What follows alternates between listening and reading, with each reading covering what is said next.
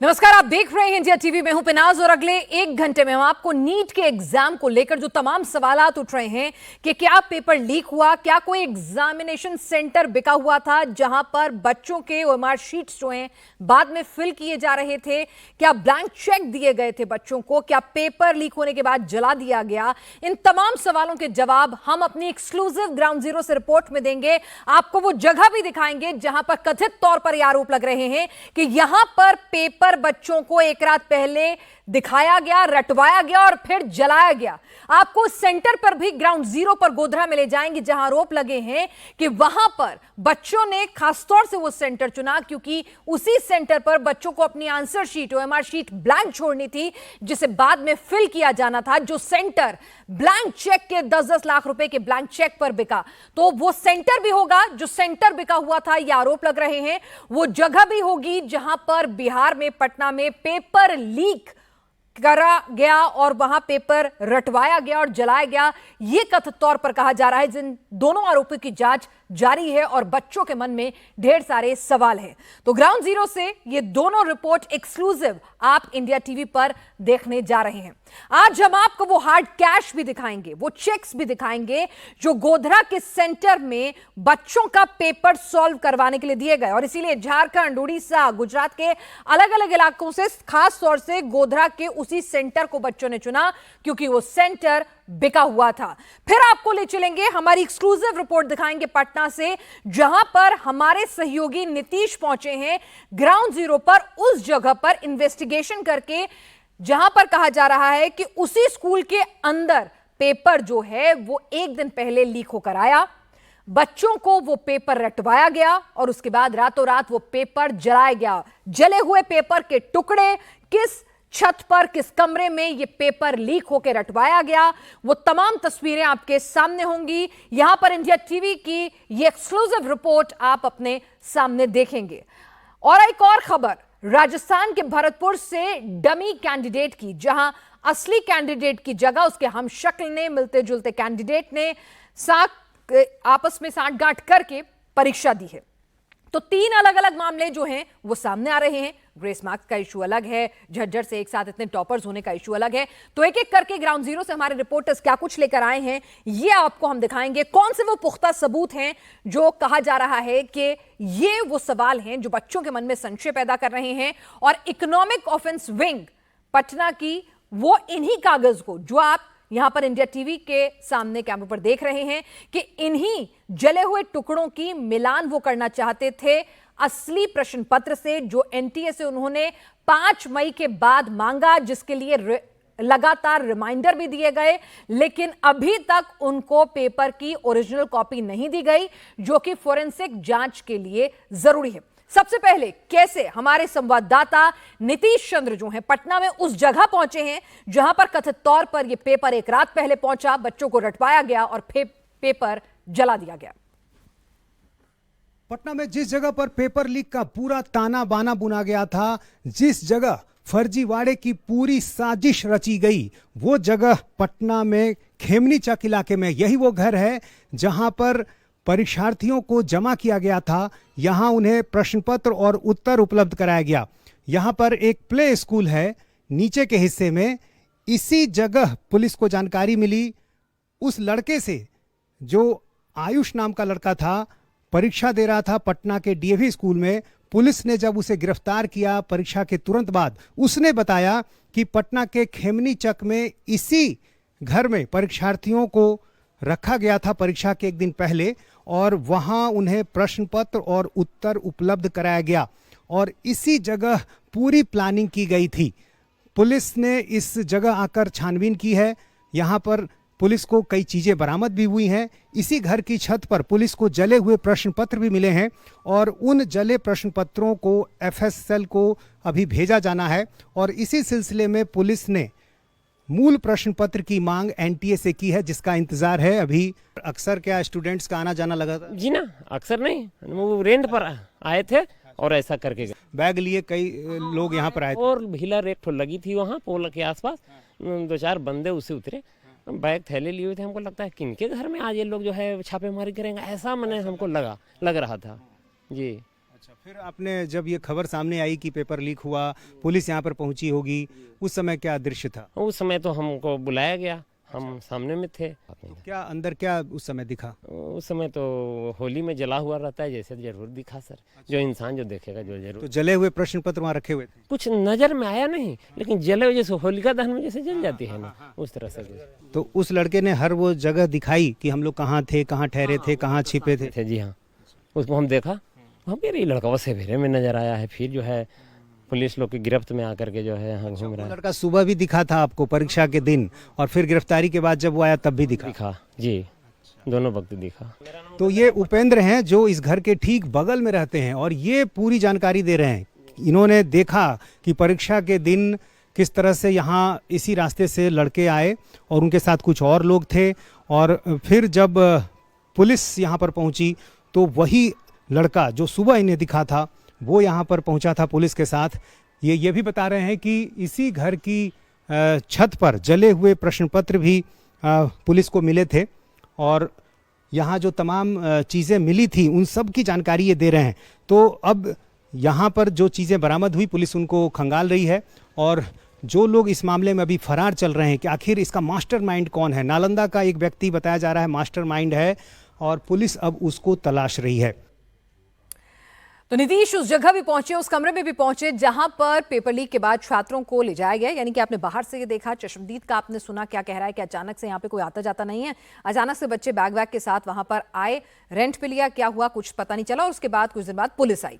तो यहाँ पर नीतीश चंद्र प्ले स्कूल के अंदर, ये जो लर्न प्ले स्कूल है, इसके अंदर भी गए और उन कमरों में गए जहां से 20 से 25 छात्रों को इकट्ठा करके आंसर रटवाए गए थे, ऐसा दावा किया जा रहा है। कथित तौर पर यह आरोप लगाए जा रहे हैं, जांच हालांकि अभी जारी है।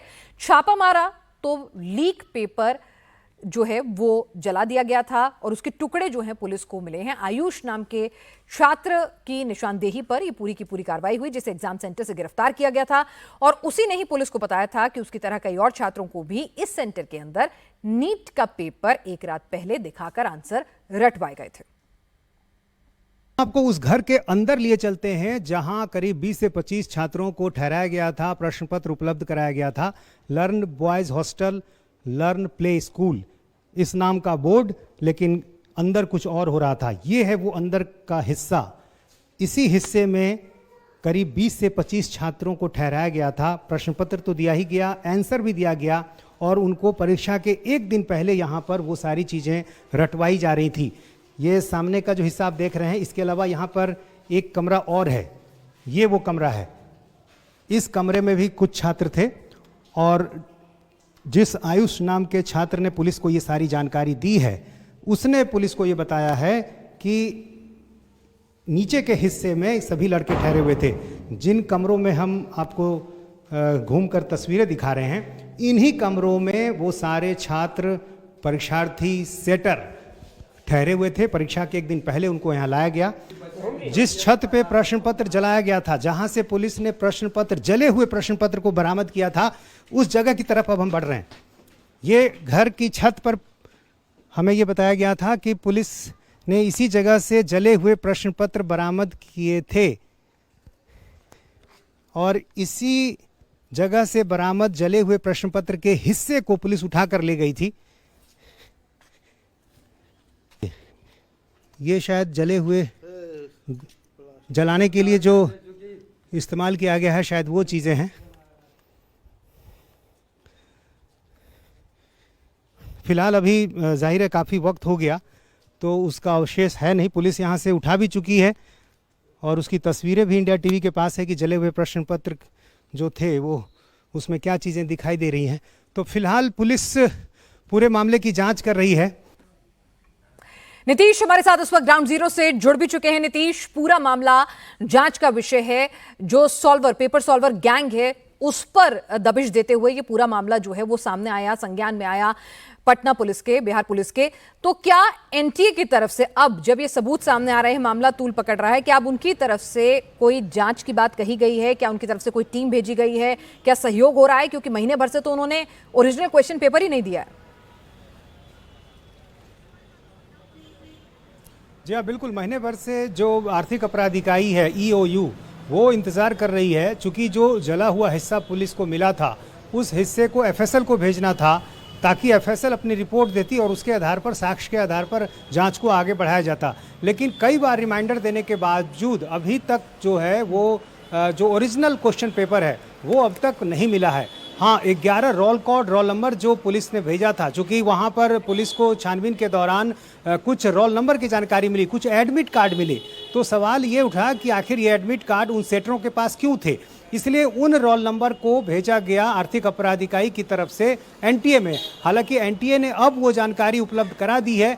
अब आर्थिक अपराध इकाई उन जो रोल नंबर्स के बारे में जो जानकारी मिली है उन छात्रों को नोटिस भेजेगी, उनको बुलाएगी, उनसे पूछेगी कि आखिर आपका एडमिट कार्ड किसी सेटर के पास क्यों था, उनकी डायरी में क्यों लिखा हुआ था। तो ये सारे सवाल जब आप सामने आएंगे तो कड़ियाँ जुड़ती जाएंगी। लेकिन जिस तरह से जो तस्वीरें हमें मिली है वहाँ उस सेंटर पे जहाँ पे छात्रों को रखा गया था, वहाँ जो एक चश्मदीद मिला जिसने पूरी बात बताई कि किस तरह से यहाँ छात्र यहाँ आए थे, फिर पुलिस आई थी, किस तरह से वहाँ जला हुआ हिस्सा उसने खुद देखा था। तो ये सारी चीजें अब धीरे धीरे जुड़ती जा रही हैं और आर्थिक अपराध इकाई का इंतजार है। एक प्रेस रिलीज जो है आर्थिक अपराध इकाई जारी करने वाली है, उनकी तरफ से मीडिया को कोई बयान तो जारी नहीं किया जा रहा है, लेकिन एक प्रेस रिलीज कहा जा रहा है कि जारी किया जाएगा और उसमें तथ्यों को रखा जाएगा। बिल्कुल नीतीश, पेपर लीक हुआ नहीं हुआ, क्या ये वही पेपर है नहीं है, क्या बच्चों के साथ फर्जीवाड़ा हो रहा था पेपर लीक का बात कहकर, ये तमाम सवाल हैं जो खड़े हो रहे हैं, जांच का विषय है। लेकिन सिरे से ये कह देना कि पेपर लीक ही नहीं हुआ है, एनटीए का बिना जांच में सहयोग किए जांच में आगे बढ़े, ये भी कहीं ना कहीं गैर जिम्मेदाराना है।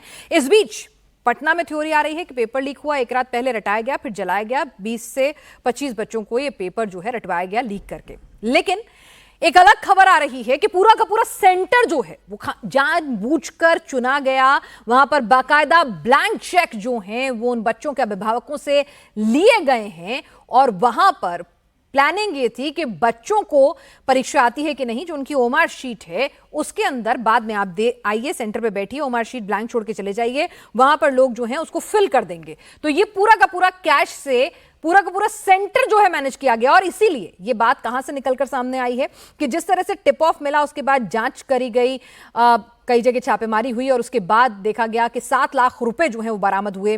गोधरा के इस एग्जाम सेंटर में करीब 30 छात्रों को परीक्षा पास कराने का पूरा ठेका लिया गया। जिस स्कूल में ये सेंटर था उसके मालिक तुषार भट्ट के पास से पुलिस ने 2 फोन जब्त किए हैं। एक फोन के व्हाट्सएप में एग्जाम को लेकर हुई चैट्स हैं, कुछ चैट्स डिलीट भी हो गई हैं कहा जा रहा है, इसीलिए एफएसएल जांच के लिए फोन भेज दिए गए हैं। करोड़ों रुपए लेकर जिस तरह छात्रों को पास कराने का खेल खेला गया, हमारे संवाददाता निर्णय कपूर के पास इस व्हाट्सएप चैट को लेकर एक्सक्लूसिव जानकारी भी है और कैसे झारखंड, उड़ीसा, गुजरात के दूर दराज के लोगों ने भी गोधरा के इस सेंटर को ही चुना है एग्जाम देने के लिए। जो सवाल खड़े कर रहा है कितनी दूर से आप यहां इस सेंटर पर एग्जाम देने क्यों आ रहे हैं। निर्णय कपूर हमारे साथ हैं। निर्णय, किस तरह से पूरा का पूरा आप मेरे ख्याल से उसी सेंटर में मौजूद हैं, कैसे ये पूरी प्लानिंग थी, किस तरह से ये नकल करवानी थी? हालांकि नकल होने से पहले ही दबिश देकर मामले को रोक दिया गया, लेकिन क्या प्लान था, वहां आप मौजूद हैं, जरा बताएं।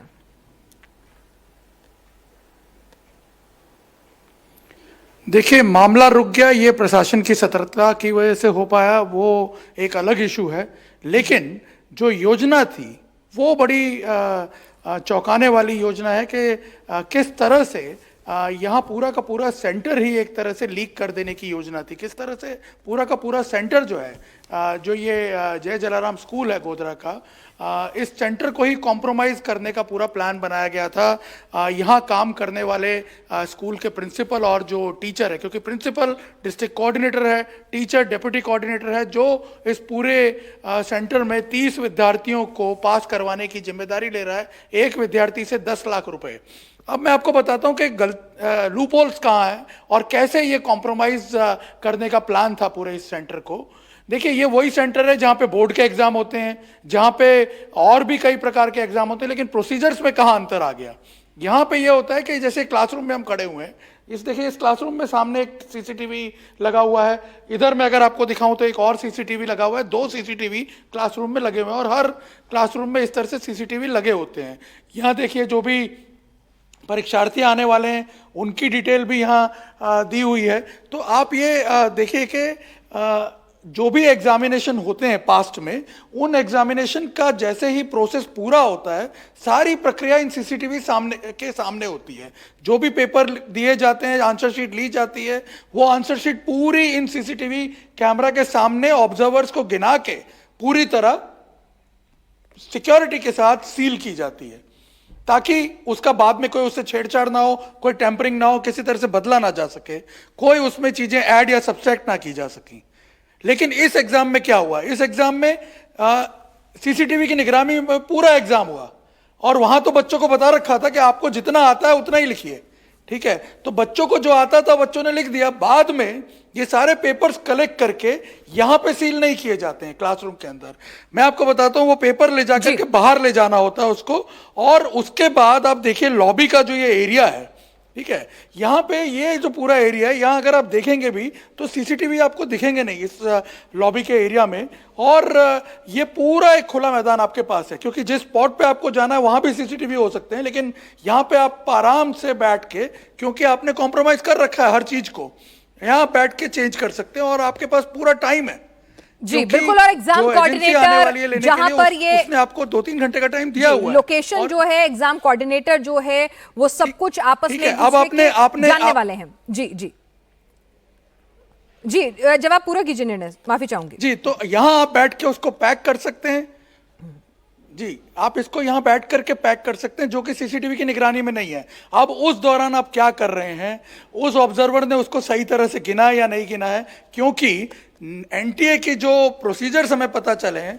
डिस्ट्रिक्ट कोऑर्डिनेटर को ही ऑब्जर्वर अपॉइंट करना है। अब वो ऑब्जर्वर जो यहाँ अपॉइंट किए हुए थे, वो आसपास के कॉलेज के उन्हीं के जान पहचान के लोग थे, यानी जितने लोग भी प्रक्रिया में इन्वॉल्व हैं वो सब उनके साथ मिले हुए हैं, और उनके सामने आपको ये सारे आंसर्स भरने हैं, पैक करने हैं। आपने सच में वो प्रोसेस के साथ छेड़छाड़ की है नहीं की है, उसकी कोई सबूत नहीं है, क्योंकि सीसीटीवी यहाँ पे नहीं है। अच्छा, दूसरी सबसे इंटरेस्टिंग बात जो कि हमें जांच पड़ताल करते हुए पता चला, कि यहाँ एनटीए का एक रिप्रेजेंटेटिव होता है जिसको पेपर जमा करने होते हैं, ठीक है।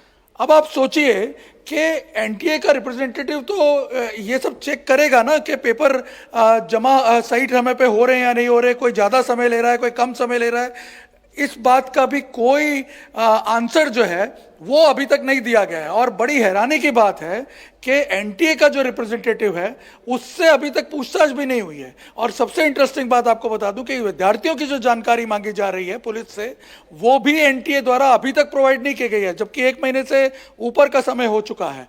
तो इस पूरे प्रक्रिया में जहां ये जो लोग हैं जिनको अपॉइंट किया गया ये एग्जामिनेशन यहाँ पे कंडक्ट करवाने के लिए, उनका तो सारा भूमिका बाहर आ गई है, 5 अरेस्ट भी हो चुके हैं, लेकिन जो एनटीए की तरफ से लोग हैं, एनटीए का रोल जो है वो सवालों के घेरे में इसलिए आता है, और ना ही एनटीए जी महीने भर पहले अगर शिकायत आपके सामने आती है, सही है गलत है वो जांच का विषय हो सकता है, लेकिन उस जांच में सहयोग तो कीजिए, अपने अधिकारियों से बात तो कीजिए, पता तो करने की कोशिश कीजिए, मदद तो कीजिए जो सहयोग मांगा जा रहा है। तो ये तमाम सवाल खड़े हो रहे हैं। प्रशासन की सतर्कता के चलते यहां पर वो जो कुछ होने वाली थी धांधली वो रुक गई, लेकिन सवाल यह है कि ये सेंटर कॉम्प्रोमाइज तो था ही। गोधरा के जिस जलराम सेंटर पर अभी हमारे सहयोगी निर्णय मौजूद थे, उसी स्कूल के प्रिंसिपल पुरुषोत्तम शर्मा को एनटीए ने पंचमहल जिले डिस्ट्रिक्ट कोऑर्डिनेटर बनाया हुआ था। इसी स्कूल में फिजिक्स के teacher Tushar Bhatt NEET exam के डिप्टी कोऑर्डिनेटर थे, लेकिन वो भी एग्जाम में गड़बड़ी करने में शामिल हो गए, और उसी दिन तुषार भट्ट की कार से 7 लाख रुपए कैश मिले, जहां से पूरा मामला सामने आया। इस मामले के एक आरोपी तुषार भट्ट की यही वो गाड़ी है जिसमें से करीब 7 लाख रुपए का कैश मिलने के बाद पूरे मामले का पर्दाफाश हुआ। तुषार भट्ट, आप अंदाज़ा लगाइए, इतना कॉन्फिडेंट था कि जो कैश ट्रांजैक्शन उसके साथ हुआ था एग्जामिनेशन के वाले दिन, वो 7 लाख रुपए उसने इसी गाड़ी में रखे हुए थे, और ये गाड़ी एग्जामिनेशन सेंटर यानी जलाराम स्कूल के प्रीमाइसेस में ही पड़ी हुई थी। और जब पुलिस ने एग्ज़ाम ख़त्म हो जाने के बाद पूरे मामले की जांच करना शुरू किया, तब तुषार भट्ट के पास कोई जवाब नहीं था कि आखिर वो 7 लाख रुपए कैश उसकी गाड़ी में आए कैसे, और उसका क्या उपयोग होने वाला था, या किस पर्पस से उसे मिले थे। और उसके बाद जो पूरी जांच है उसमें जो तथ्य सामने निकल करके आए, तब पता चला कि ये पूरा मामला जो है ये एक बड़ा एग्जामिनेशन का स्कैम है, जो कि तुषार भट्ट अपने और साथियों के साथ मिलकर के चला रहा था। Coordinator, deputy coordinator, flying squad सब आपस में एक दूसरे को जानते थे। एनटी की तरफ से अपॉइंटी भी जो है वो सवालों के घेरे में है। अब तक उससे पूछताछ नहीं हुई है, लेकिन इस बीच जो आप तस्वीरें देख रहे हैं, मोबाइल जो है वो सीज कर लिए गए हैं, फोरेंसिक जांच के लिए भेजे जाएंगे, क्योंकि कुछ व्हाट्सएप चैट जो है वो डिलीट कर दी गई हैं, कुछ जो है जरूर मिल गई हैं। कैश जो बरामद हुआ था उसकी तस्वीरें आप देख रहे हैं। जो ब्लैंक चेक बच्चों के अभिभावकों की तरफ से दिए गए थे, तो वो सील बंद लिफाफे में अब जो है आगे की जांच के लिए भेज दिए गए हैं। नाम डिस्क्लोज नहीं किए जा रहे हैं, क्योंकि कहा जा रहा है उनमें से कुछ माइनर भी हैं, तो ऐसे में ये रिस्क नहीं लिया जा रहा है। बहरहाल कहा जा रहा है कि जो अधिकारी थे, प्रशासन को इस पूरे गड़बड़ झाले की खबर पहले मिल गई। शिक्षा विभाग के अफसर इस एग्जाम सेंटर गए, लेकिन तब तक पेपर स्टार्ट हो चुका था। पंचमहल के district education officer KM Patel भी उस टीम में थे जिन्होंने तुषार भट्ट से एग्जाम सेंटर में पूछताछ की। उनके फोन लिए हमारे संवाददाता निर्णय कपूर ने केएम पटेल से पूछा कि आखिर उन्हें इस एग्जाम सेंटर और तुषार भट्ट पर शक कैसे हुआ और फिर कैसे उन्होंने आगे की जांच बढ़ाई। हम ये जानना चाह रहे हैं आपसे पटेल साहब कि जब आप वहाँ पहुँचे तो आपको क्या कुछ भी सस्पिशियस दिखा था, या फिर बाद में जब आपने चीज़ें इवेल्युएट करना शुरू किया तब तथ्य सामने आना शुरू हुए? नहीं, हम जब तक पहुँचे थे यहाँ तक तो बच्चों को एंट्री देने के लिए काम चल रहा था। तो लेकिन जब हमने जो सर ने बताया था कि जो पर्सन है उसका नाम बताया था, तो उस पर्सन को हमको पूछा, उसका जो सीएस था उससे बातचीत की, और इस टाइम हमको ये मिला तो हम उसके प्रिंसिपल चैम्बर से ही मिल के बाद जो सर ने बताया उस टाइम उसका मोबाइल या ये सब चेक करने के बाद हमको ये मालूम हुआ। तो आपको स्पेसिफिक जानकारी के साथ भेजा गया था कि तुषार भट्ट नाम का जो व्यक्ति है उस पर ही नज़र रखनी है? जी, सर ने बताया था कि एक जो हमको इन्फॉर्मेशन मिली है तो वो एक पर्सन है, उसका नाम वही है और उसको आने वाले है और कुछ करने वाले हैं, तो उसको चेक कीजिए और क्या होने वाला है वो सब कुछ मॉनिटर कीजिए। तो आपने जब चेक किया मोबाइल वगैरह तो क्या देखा? उस टाइम जो वो मोबाइल चेक किया तो उसमें उसकी जो चैट थी व्हाट्सएप में, इसमें बच्चों के नाम, रोल नंबर और वहाँ का कौन से सेंटर पे वो एग्ज़ाम दे रहे हैं वो हमको मिला। तो फिर हमने चेक किया, उसके एग्ज़ाम बच्चों का था उसकी सीट के साथ, तो वो बच्चे यहाँ थे, तो उससे मॉनिटर किया और उस टाइम हमने ये माल प्रैक्टिस का ध्यान है। तो उसमें वो चैट किसी प्राइवेट व्यक्ति के साथ थी? मतलब हाँ, उसने जो हमने एफआरआई में बताया है कि परशुराम रॉय की ओर से नाम भेजा गया था और किसी 2-3 लोग थे, उसने कंफर्म या नॉन कंफर्म का मैसेज भी भेजा था, हमने एफआरआई में बताया वो सब। तो ये चैट में मतलब डिस्टर्बिंग बात क्या लगी थी आपको उस टाइम? उस टाइम तो जो उसने सब कुछ कंफर्म किया था कि वो बच्चों को लिस्ट भी उसको पूछा जैसे हमने कि क्या बात है, तो उसने बताया कि जो बच्चे हैं उसको हम OMR जो ब्लैंक छोड़ देंगे तो उसमें टिक करवाने वाले हैं। ऐसी तरह से हम उसको आखा जो समग्र ऐसे निकला था उसको चैप्टर। क्या उन बच्चों को पता था कि ये कोई मॉनिटरिंग चल रही है? नहीं, उस टाइम बच्चों को मालूम नहीं था कि मॉनिटरिंग चल रही है। हमने बच्चों को भी डिस्टर्ब नहीं किया है और जो हमने किया है ये क्लासरूम के बाहर ही किया है सब कुछ। इनका प्लान एग्जैक्टली क्या था, मतलब वो उसने बताया था पूरा क्या? हाँ, वो उसने बताया, जो हमने चैट के बात तो उसके की थी, तो उसने बताया था कि हम वो बच्चे OMR ब्लैंक छोड़ देंगे, उसके बाद सही जो आंसर है वो टिक करवाने का था और करने वाले थे उस टाइम एग्ज़ाम के बाद वो, इसीलिए उसको सब कुछ उसका वही प्लान था। बट क्योंकि आपने ये पहले ही पकड़ लिया इसलिए फिर कुछ हो नहीं पाया? हाँ, एग्ज़ाम में तो कुछ माल प्रैक्टिस नहीं हुई है। इसके बिफोर हमने कलेक्टर साहब ने बताया था और हमारी टीम यहाँ वर्कआउट की थी, तो इसमें तो कुछ माल प्रैक्टिस नहीं हुई है अभी।